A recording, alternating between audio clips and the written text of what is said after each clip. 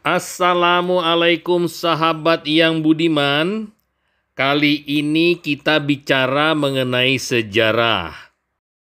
Saat ini kita akan menceritakan buku yang menarik berjudul The History of Java atau Sejarah Jawa, karangan Thomas Stamford Raffles. Di awal ini kita akan membahas siapa Thomas Stamford Raffles sebenarnya. Pada tahun 1818, Thomas Stamford Raffles kembali ke timur dan segera dipromosikan menjadi gubernur Bengkulu atau Bengkulen, yang kemudian dikenal sekarang sebagai Pulau Sumatera. Pada masa pemerintahannya di pesisir pantai barat Sumatera itu, Raffles melakukan banyak kegiatan penelitian flora dan fauna yang baginya sangat menakjubkan. Dia menelusuri hutan di pedalaman Sumatera serta sebagian Pulau Jawa bersama para ahli binatang dan botani yang dipekerjakannya di luar misi imperialisme dagang yang ditugaskan kerajaan Inggris.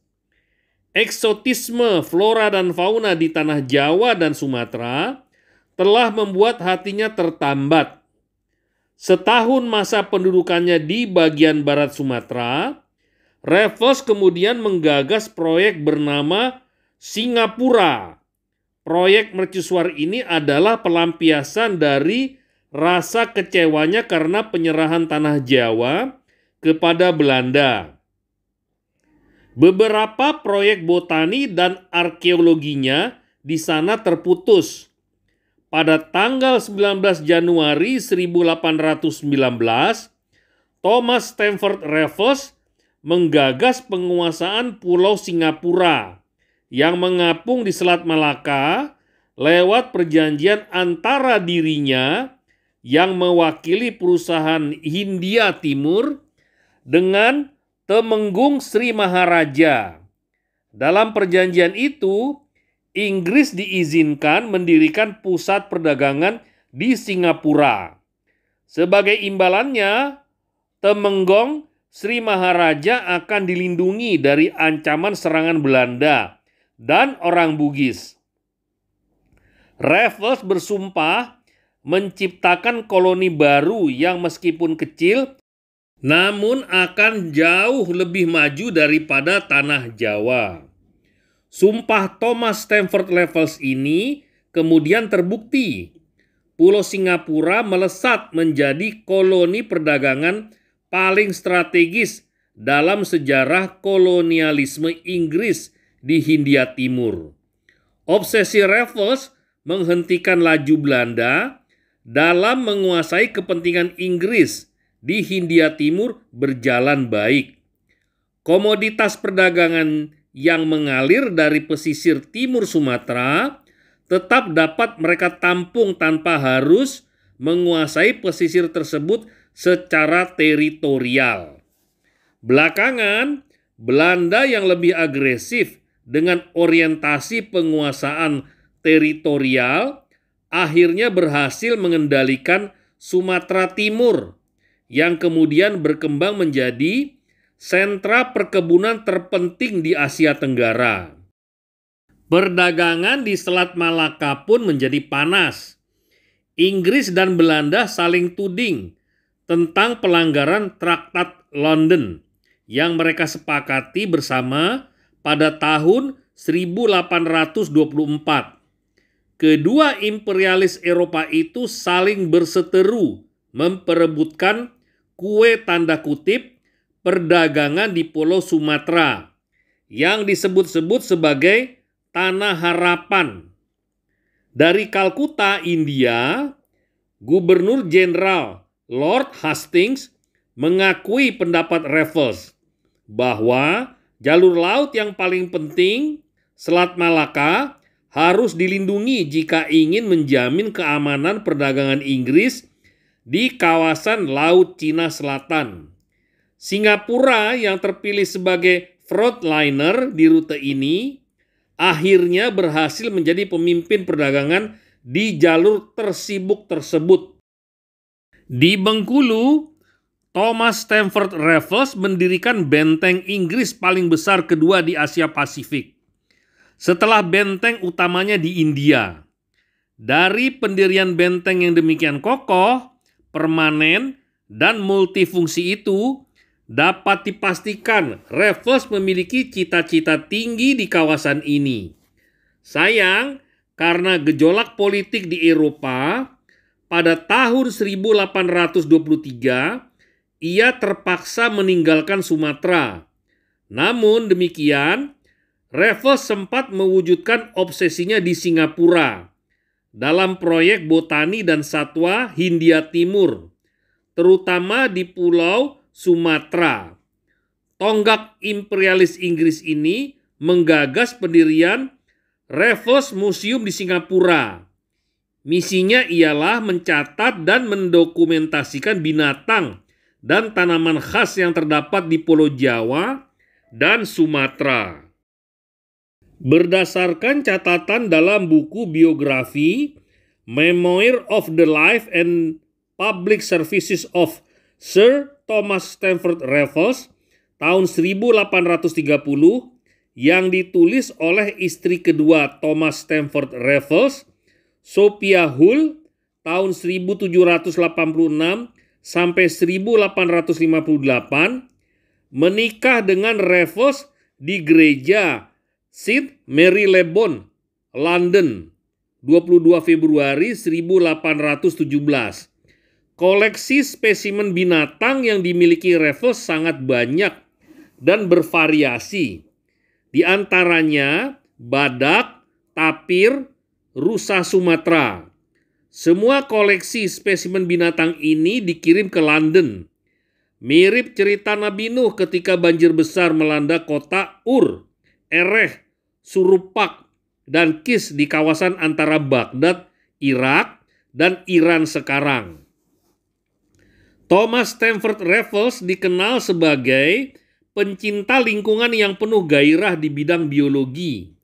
Sekembalinya ke London, dia mendirikan London Zoo dan Zoological Society of London yang terkenal hingga kini di Inggris. Raffles menjadi presiden pertama lembaga ilmiah ini, dan ia pun memberi nama sejumlah binatang dengan memakai nama Sumatera, di antaranya Rhizomys sumatrensis atau tikus bambu besar, Ardea sumatrana, great-billed heron, Sterna sumatrana, black-naped tern, Paenicophaeus sumatranus atau chestnut-bellied malkoha, Bubo sumatranus, barred eagle owl, dan Coridon sumatranus, dusky broadbill. Lebih dari itu, karena kerja kerasnya di bidang biologi, sederetan jenis tumbuhan dan binatang telah dinamai dengan menggunakan namanya atau Rafflesi. Di antaranya Megalaima rafflesi atau red crown barbet, Dinopium rafflesi, olive back woodpecker, dan Chaetodon rafflesi atau Laticid butterfly fish.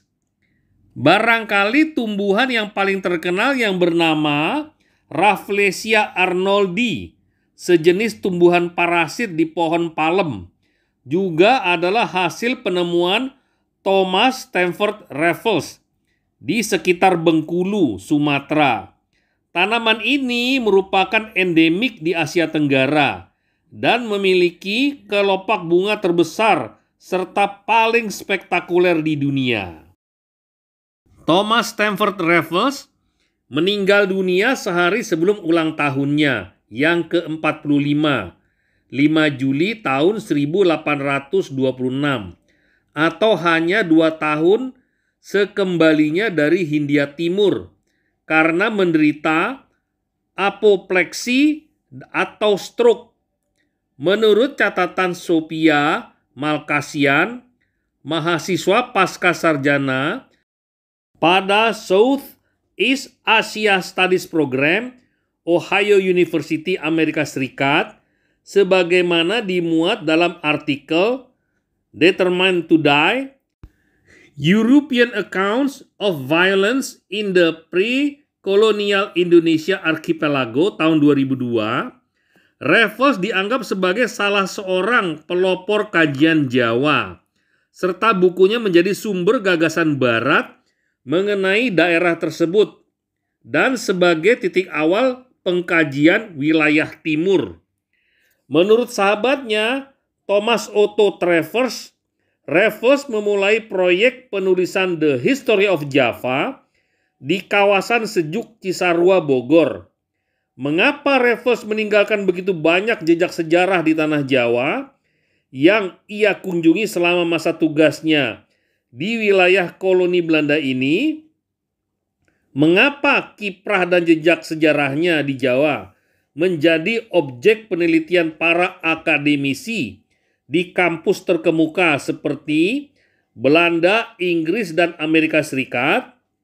Mengapa ia menangis saat meninggalkan tanah Jawa dan Sumatera?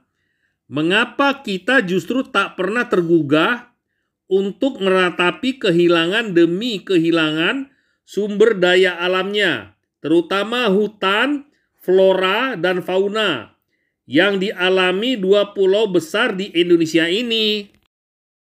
Pertanyaan bernuansa historis ini dapat terjawab lewat penyelaman maknawi dengan membaca ulang catatan sejarah yang pernah digoreskan Thomas Stamford Raffles semasa ia menjalani tugas pengabdiannya di kawasan subur yang dahulu dinamakan Hindia Belanda. Raffles memiliki keterkaitan terhadap setiap aspek kehidupan masyarakatnya dan mendedikasikan sejumlah bab dalam The History of Java untuk etika Jawa, sastra, puisi, musik, dan alat-alat musik, drama, permainan keterampilan, dan metode berburu. Di samping populasi, sejarah, alam, agama, peninggalan kuno, dan sistem militer di Jawa. Begitu besar perhatiannya pada budaya dan sastra Jawa, mendorong Thomas Stamford Raffles mengembangkan Museum Etnografi Batavia yang hingga kini masih berdiri megah. Padahal sebelumnya kolonial Belanda telah mendirikan lembaga kebudayaan yang diberi nama Koninklijk Bataviasch Genootschap atau Bataviasch Genootschap van Kunsten en Wetenschappen.